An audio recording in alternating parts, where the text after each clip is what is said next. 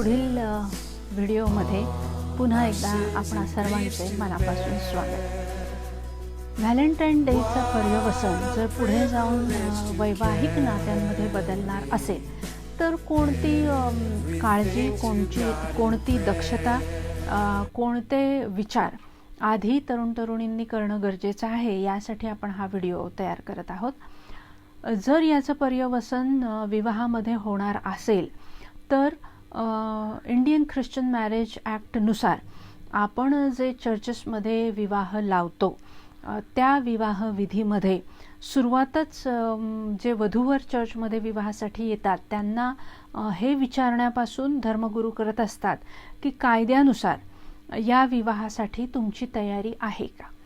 म्हणजे कायद्याला खूप महत्त्व दिलेलं आहे। मग धर्माचाही कायदा असू दे किंवा त्याहून अधिक म्हणजे देशाचा कायदा, आणि या देशाच्या कायद्यानुसार अजूनही ख्रिस्ती विवाह एक पत्नी असलेलाच विवाह आहे।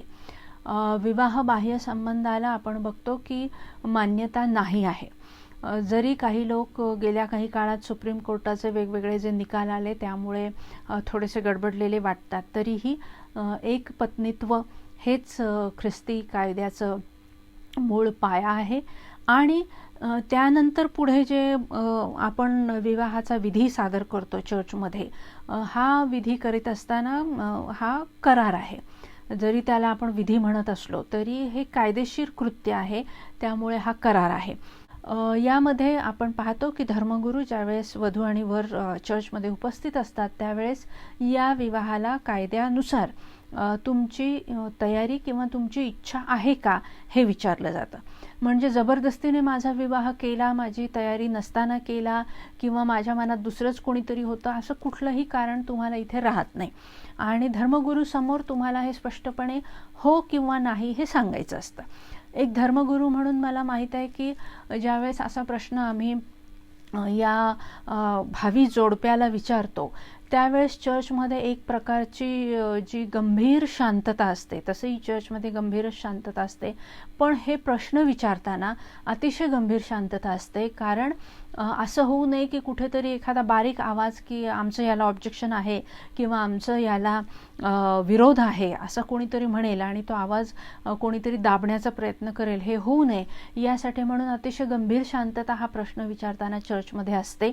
आणि वधू किंवा वर याच्यापैकी कोणी दबावामध्ये असेल आणि त्यापैकी कोणी जरी म्हणालं की आमची इच्छा नाही किंवा मान जरी त्यांनी नकारात्मकरित्या हलवली तरी धर्मगुरूचं हे कर्तव्य आहे की तिथेच तो थांबवायचा विवाह आणि त्यांना बाजूला घेऊन त्यांच्याशी हितगुज करून जे योग्य असेल तो निर्णय घ्यायचा। फक्त मला फी मिळालेली आहे किंवा विवाह लावण्यासाठी मला दोन्ही कुटुंब भरपूर मानधन देत आहेत किंवा भरपूर बक्षिसं देत आहेत म्हणून मी हा विवाह लावणार आणि या उभयतांचा विचार करणार नाही, असं कधी होऊन चालत नाही। अन्यथा ते धर्मगुरू कायदेशीररित्या अडचणीत येऊ शकतात। त्यामुळे तुमची इच्छा आहे का हा महत्त्वाचा प्रश्न असतो। त्यानंतर जेव्हा या विधीला सुरुवात होते त्यावेळेस सगळ्यात आधी हे विचारलं जातं की तुम्ही एकमेकांवरती प्रेम कराल का आणि तुम्ही एकमेकांचा मान राखाल का। आता प्रेमाबद्दल आपल्याला शास्त्रामध्ये पहिल्या पुस्तकापासून शेवटच्या पुस्तकापर्यंत भरपूर पाहायला मिळतं। त्यामुळे आपल्या प्रत्येक व्हिडिओमधून प्रीतीबद्दलचा उल्लेख कळत नकळतपणे आहेच। येशू ख्रिस्त हाच प्रेमाचं प्रतीक आहेच आहे। त्यामुळे प्रेम कराल का म्हणजे अगदी बॉटम लाईन म्हणजे काय तर एकमेकांसाठी एकमेकांचा जीव देण्याची, घेण्याची नाही, देण्याची वेळ आली तरी तुम्ही तो जीव देण्यासाठी तयार आहात का, ही सगळ्यात शेवटची लाईन। आणि तशी जर आपली इच्छा असेल एकमेकांसाठी तर तुम्ही या विवाहासाठी इथे उभे राहा। तुम्ही मान राखाल का म्हणजे काय तर हा खूप महत्त्वाचा मुद्दा आहे। कारण अनेक वेळेस असं होतं की मुलगी विशेष करून भारतीय परंपरेमध्ये सासरी जाते आणि मग तिथे गेल्यानंतर सासरच्या पद्धती, सासरच्या परंपरा हे सगळं जरी ठीक असलं तरी ती देखील स्वतः कुठल्या तरी परंपरेतून आलेली आहे, तिची देखील काहीतरी संस्कृती आहे, त्याचा देखील मान राखला गेला पाहिजे.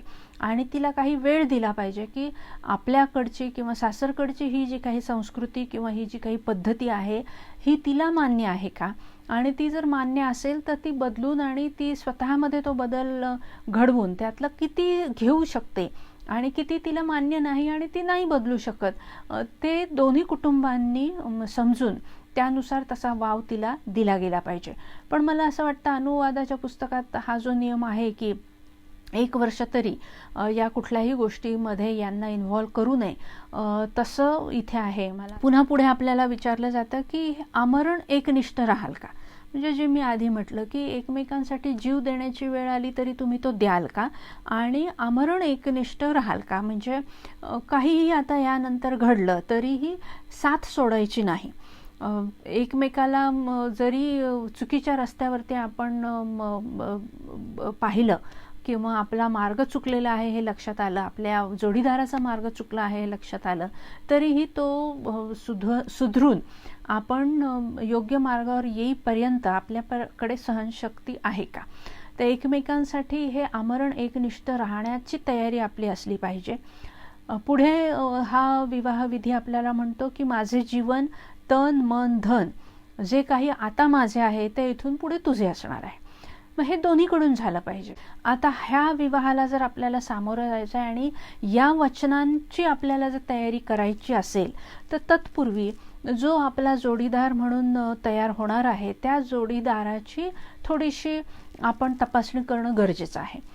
केवळ तो एखाद्या 70 mm स्क्रीनवरती दिसणाऱ्या हिरोसारखा दिसतो म्हणून केवळ त्याच्या शारीरिक या सौंदर्याकडे आकृष्ट आम्ही जर होणार असो, किंवा तो गातो छान, तो बोलतो छान, त्याचं समाजातील स्थान छान आहे, किंवा त्याचं कुटुंब खूप प्रसिद्ध आहे, श्रीमंत आहे, अशा काही गोष्टी केवळ आपण बघून जाणार असू आणि नंतर त्याचं किंवा तिचं दोन्हीच्या बाबतीत हे घडू शकतं की ग्लॅमर आपल्या भोवती असेल कुठलं, आणि समाजाने कदाचित त्यांना हे ग्लॅमर उगाचंही कधी कधी दिलेलं असतं असं असेल, आणि त्यामुळे आपण या ग्लॅमरला बळी पडून एकमेकांची निवड करणार असू, तर आपण आपलंही परीक्षण करावं की या ग्लॅमरस जगामध्ये गेल्यानंतर मला तशा रीतीने वागता येणार आहे का, या व्यक्तीचा वैयक्तिकरित्या माझ्या आयुष्यामध्ये हातभार किती असणार आहे, मला हे पार्टनर म्हणून किती वेळ देऊ शकणारी व्यक्ती आहे, हे देखील आपण पाहिलं पाहिजे. नाही तर ग्लॅमरस व्यक्तींना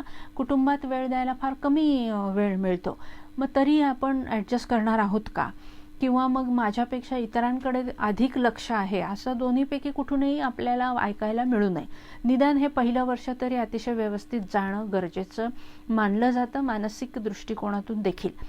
मग हे सगळं होत असताना आपल्याला सामाजिक दृष्टिकोनातून एकमेकांचा विचार केला पाहिजे की माझी सामाजिक ओळख काय आहे, माझं समाजातील स्थान इथून पुढे काय असावं अशी माझी स्वप्न आहेत आणि त्याला अनुकूल माझा पार्टनर आहे का, वैचारिक बैठक माझी काय आहे, चर्चमधील किती रूढी परंपरा आम्ही तंतोतंत पाळत आहोत, किंवा किती वैज्ञानिक आम्ही आहोत, किंवा किती आम्ही मुक्तवादी आणि सुधारणावादी आहोत, आणि चर्चमध्ये ठीक आहे आता चर्चमधले लोक बदलणार नाही त्यामुळे ते पाळायचं ते पाळत आहोत, पण देवाशी आम्ही प्रामाणिक आहोत, देशाच्या कायद्याशी आम्ही प्रामाणिक आहोत, सगळे ह्युमन राईट्स आम्ही तंतोतंत पाळणारे आहोत.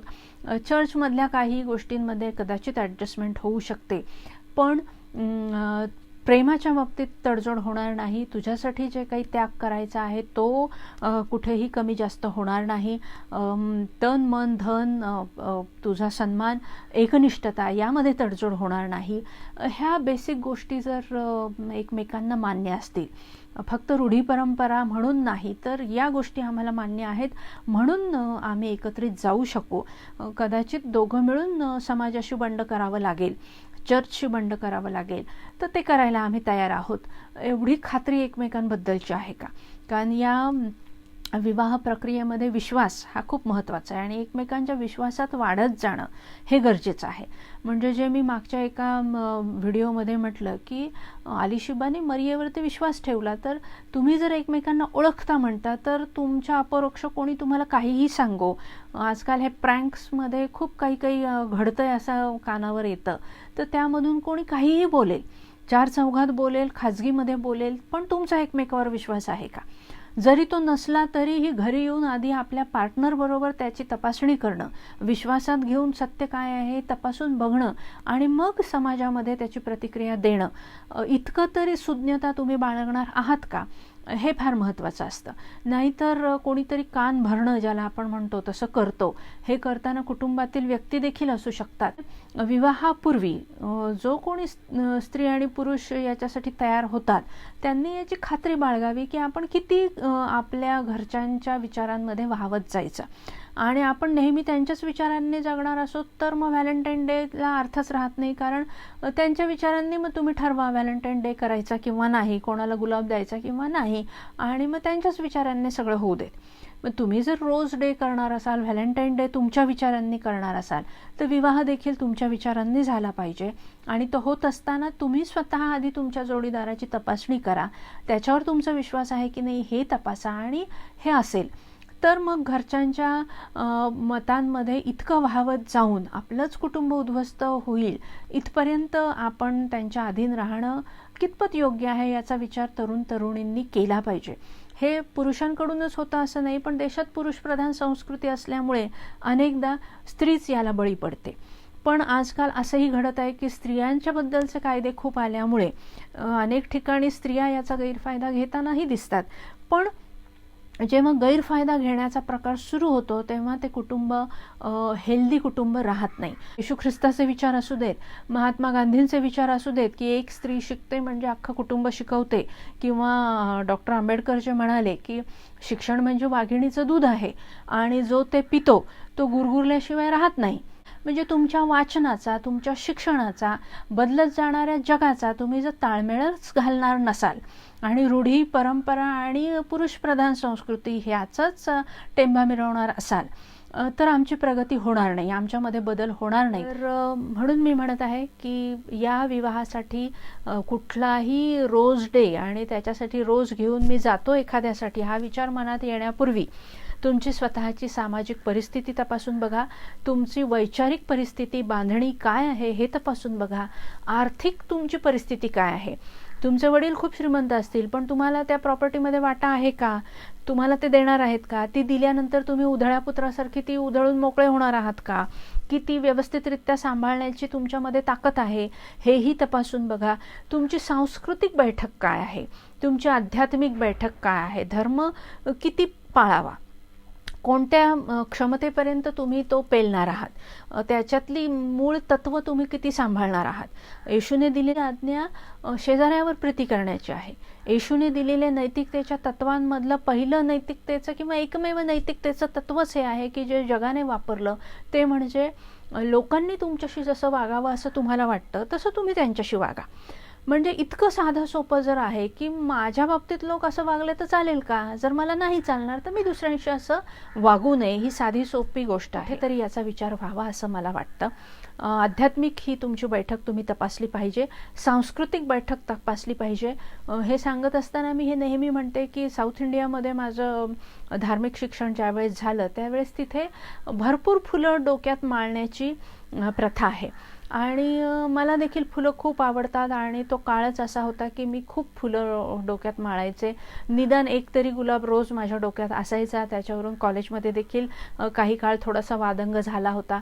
पण हेच जर तुम्ही नॉर्थ इंडियामध्ये जाल तर तिथल्या काही प्रांतामध्ये डोक्यामध्ये गजरे माळणं किंवा फुलं माळणं हे चांगल्या गृहिणीचं किंवा सभ्य स्त्रीचं लक्षण नाही असं मानलं जातं. त्यामुळे डोक्यात फुलं माळणं ही एका ठिकाणी त्या संस्कृतीचा भाग आहे, तिथल्या दैनंदिन जीवनाचा भाग आहे, तर दुसरीकडे आमच्याच देशामध्ये हे अयोग्य मानलं जातं.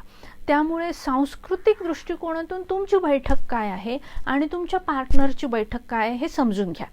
अशी एखादी पार्टनर जी माझ्यासारखी असेल, जिला खूप फुलांचा छंद आहे, आवड आहे, रोज गजरा असेल डोक्यात तर ती खूप आनंदी असते.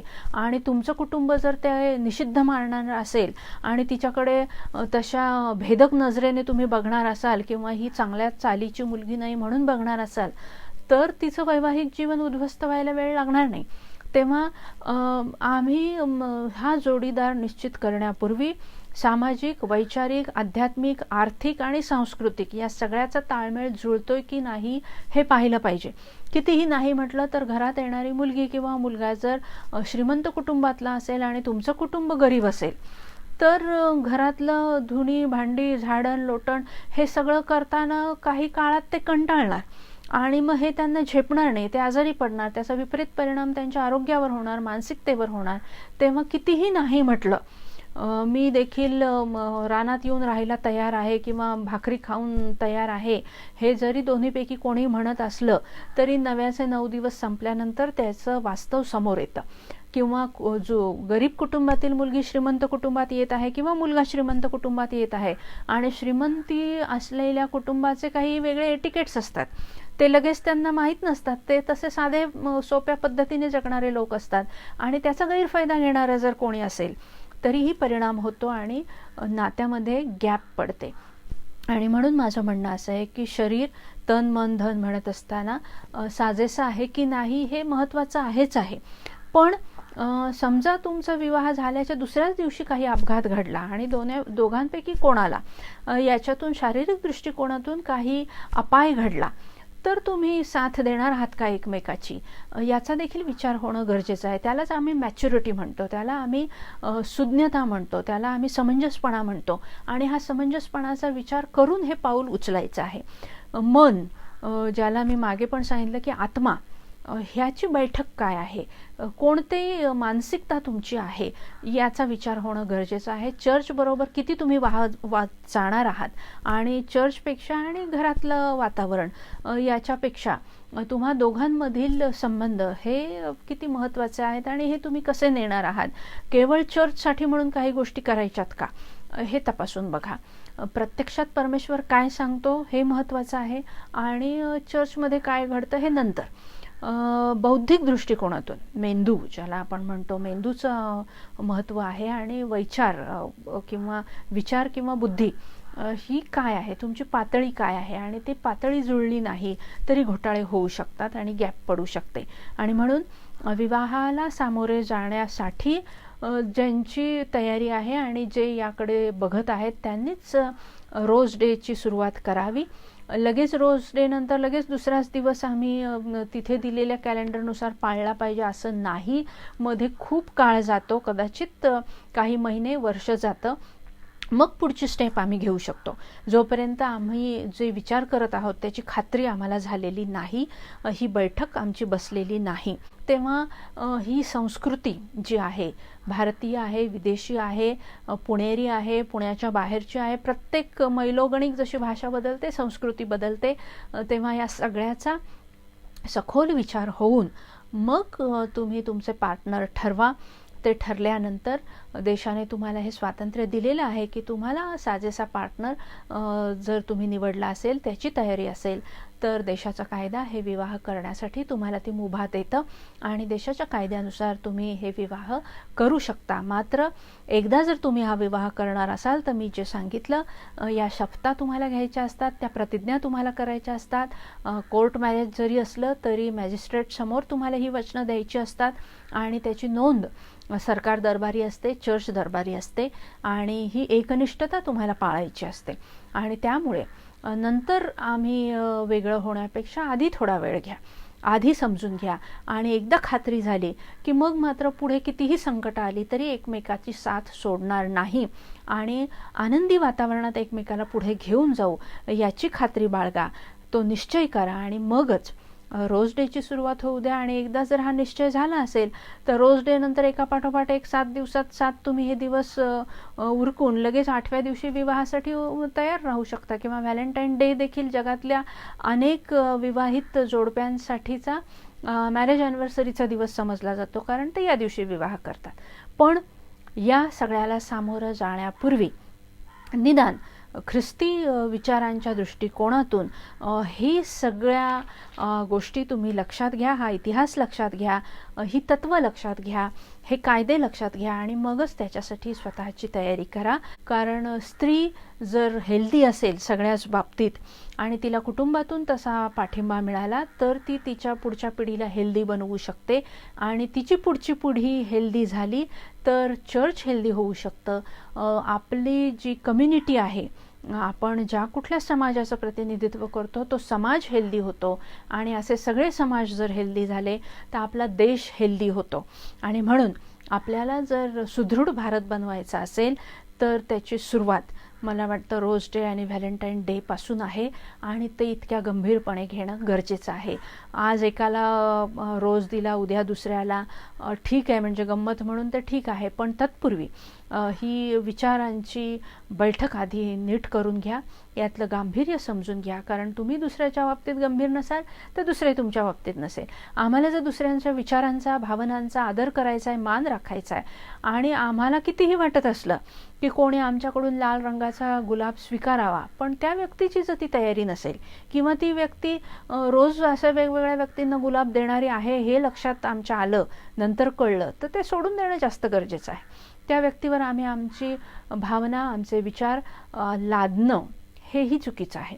त्यामुळे ना आम्ही त्यांच्यावरती ते लादावेत, ना कोणी आमच्यावरती ते लादावेत आणि जबरदस्तीने आम्ही कोणालाही खोटं बोलून किंवा असत्याच्या पायावरती तयार करणं हे टिकणारं नाही.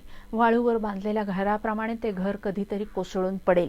त्यापेक्षा विश्वासाच्या खडकावरती, आणि हा विश्वास तपासताना हे जे मुद्दे मी सांगितले हे तपासत असताना विश्वास एकमेकावरती आहे की नाही हे बघून ही सुरुवात होणं गरजेचं आहे. आणि नाही कोणी म्हटलं, आपल्याला काही काळानंतर जाणवलं की नाही जमत आहे आपलं, तर आपलं मन तितकंच मोठं असलं पाहिजे की नाही म्हणायला आपणही तयार असलं पाहिजे आणि ते नाही पचवायला देखील आपली तयारी असली पाहिजे. ती देखील आपल्या मनाची विशालता आहे. ते देखील एक प्रकारे आपण प्रेमच त्यांना देत आहोत.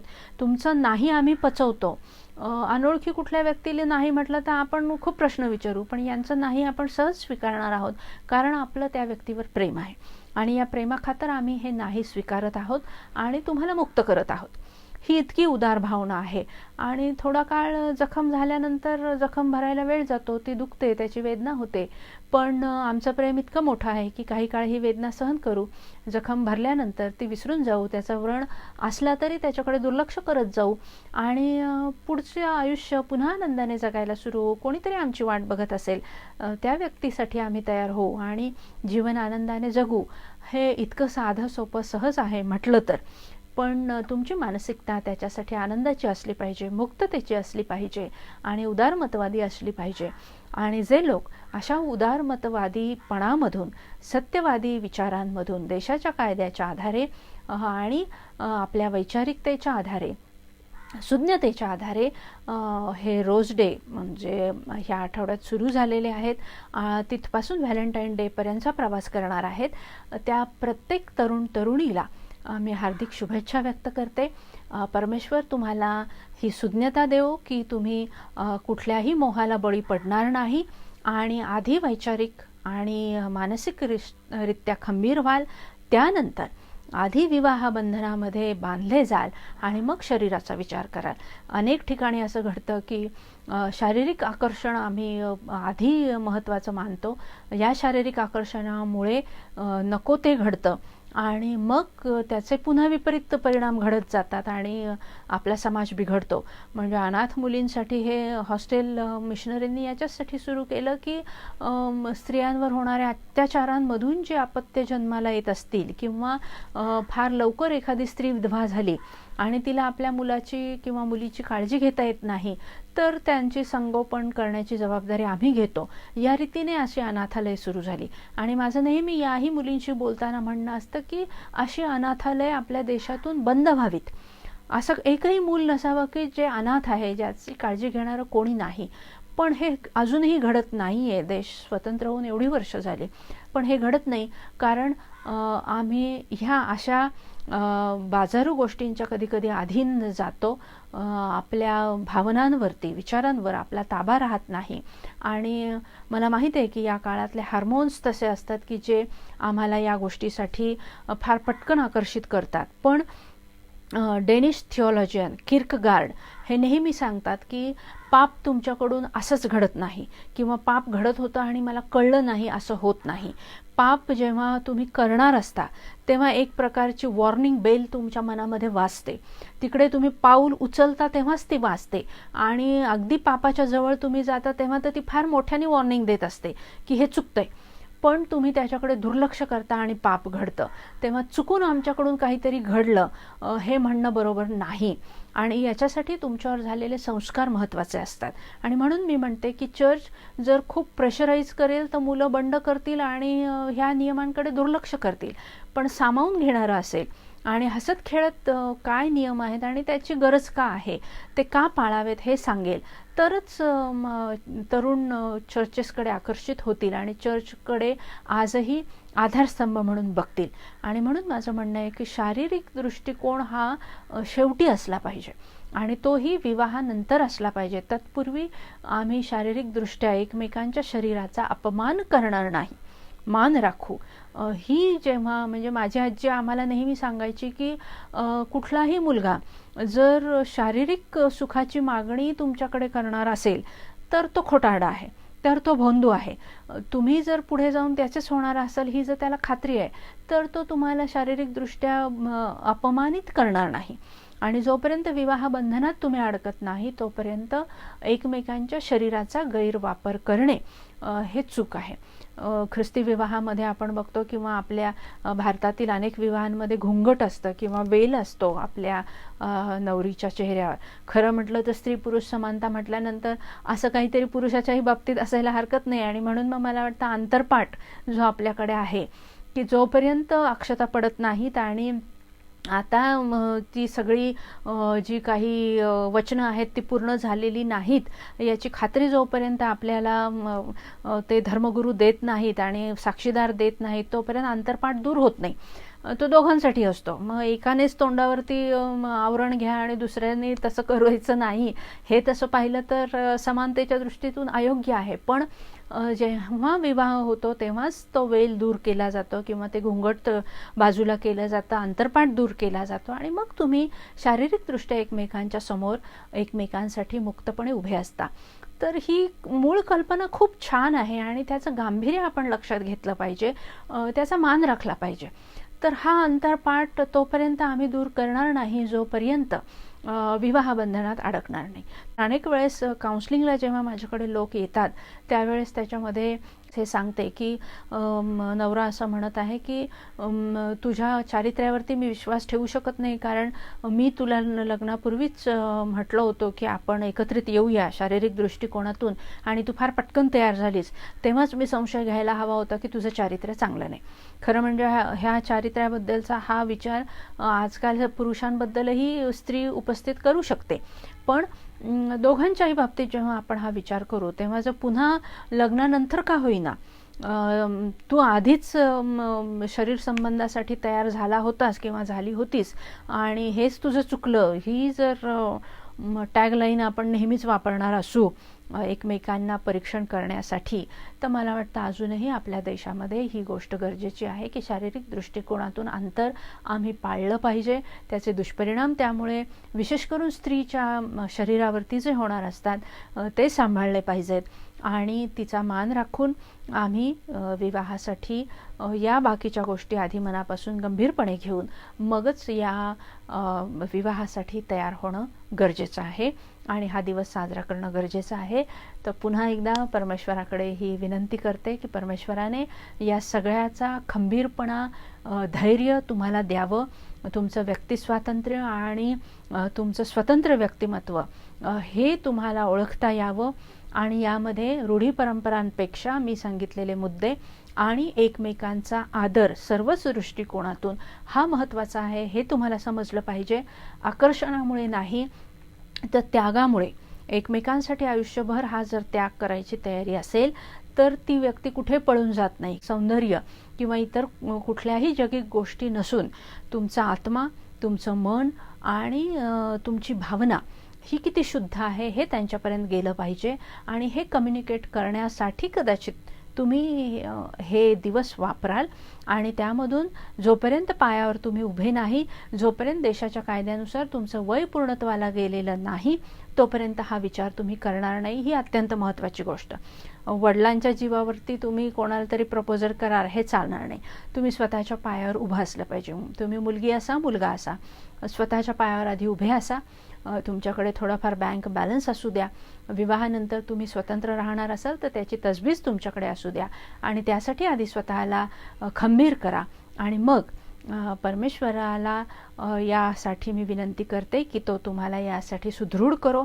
लवकरात लवकर तुमची ही स्वप्न पूर्णत्वाला जात असताना तो तुम्हाला सर्व प्रकारचं सहाय्य पुरवो, पापापासून दूर ठेवो, ज्याला आम्ही अनैतिकता म्हणतो त्यापासून दूर ठेवो. आणि तुमचा उपयोग परमेश्वर चांगलं कुटुंब तयार करण्यासाठी आणि चांगला देश तयार व्हावा यासाठी करून घेऊ.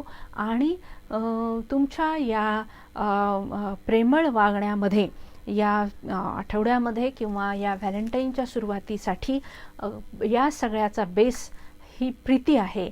याचा तुम्हाला विसर पडू नये. हे प्रेम शुद्ध आणि अतिशय आदरणीय पद्धतीने तुम्ही एकमेकांना व्यक्त करणारं असावं आणि ते शेवटपर्यंत तुम्ही निभावणारं व्हावं यासाठी परमेश्वराने तुम्हाला सहाय्य पुरवावं.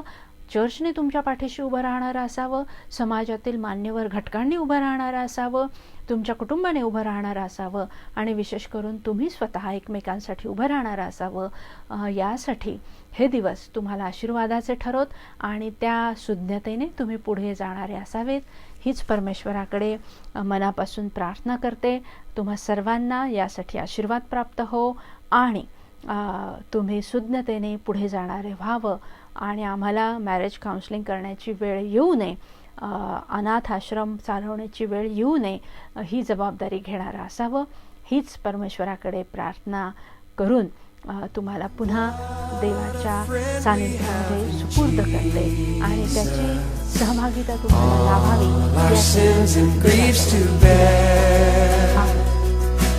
What a privilege to